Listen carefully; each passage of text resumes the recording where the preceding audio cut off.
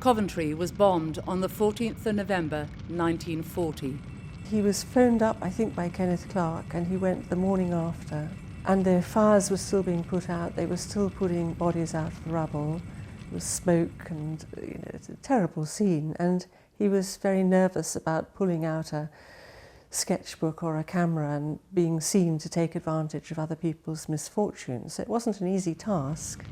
But I think the real agony of it for him was the architectural destruction. This is not to say that he wasn't intensely moved by what people were going through, but he saw his job to portray the architectural tragedy. The ruined cathedral, a grey, mealy-coloured stack in the foggy close, redder as one came nearer, and still hot and wet from fire and water, finally presenting itself as a series of gaunt red-grey facades stretching eastward from the dusty but erect tower and spire. Outline of the walls against the steamy sky, a series of ragged loops. Windows empty but for oddly poised fragments of tracery, with spikes of blackened glass embedded in them. Walls flaked and pitted as if they'd been under water for 100 years. 17 years later, Piper returned to Coventry with an equally difficult task. But this time, it was all about resurrection, not destruction. Optimism, not pessimism. Basil Spence's Cathedral was, in many ways, a very brilliant thing. It looked back to the arts and crafts and forward to the modern movement. It was a curious mixture of the two, compromise, if you like.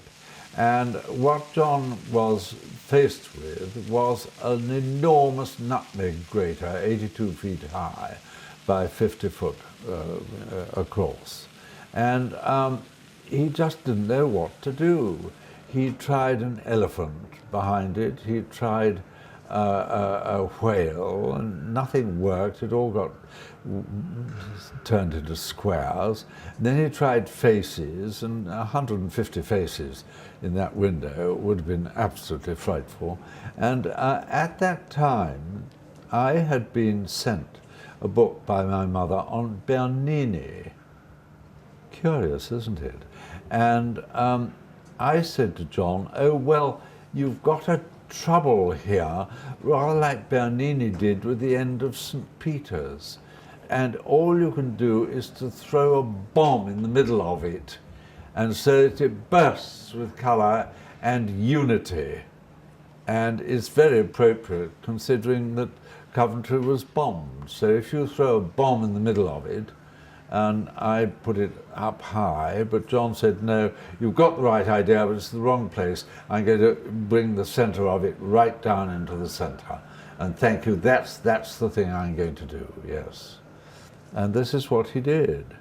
John gave the top, which is entirely blue, a great super simple wash from right to left of a sort of light blue, slightly green.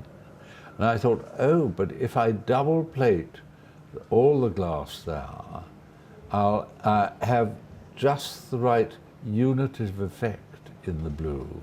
Because if I do that blue-green right the way through and then put different blues on top of that blue-green, there will be a harmonic running right the way through the glass.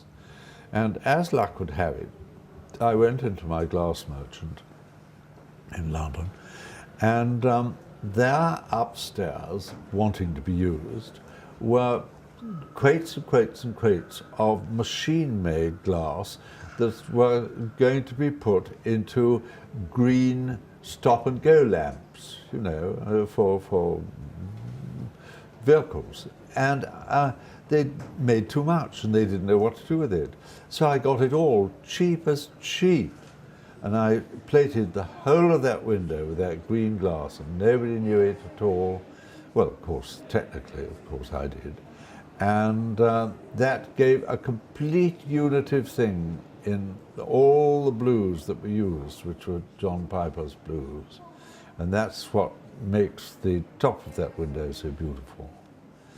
I did every single piece of painting on the glass using different brushes, sometimes sticks or that sort of thing, to get the effect that John wanted. And every single piece of that glass was by me and no one else. And the design around the edges? They were very important, really. They are a variation on the idea of a medieval border, because when you have something in an architectural situation of very large pieces of colour, then how do you end it either side?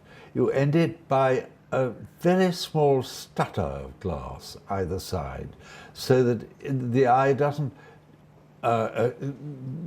disappear off the window too quickly.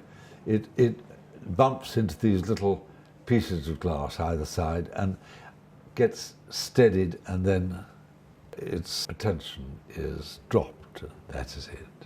It's like a full stop at the end of a sentence. It's very much, except there must have been 2,000 full stops in that particular window.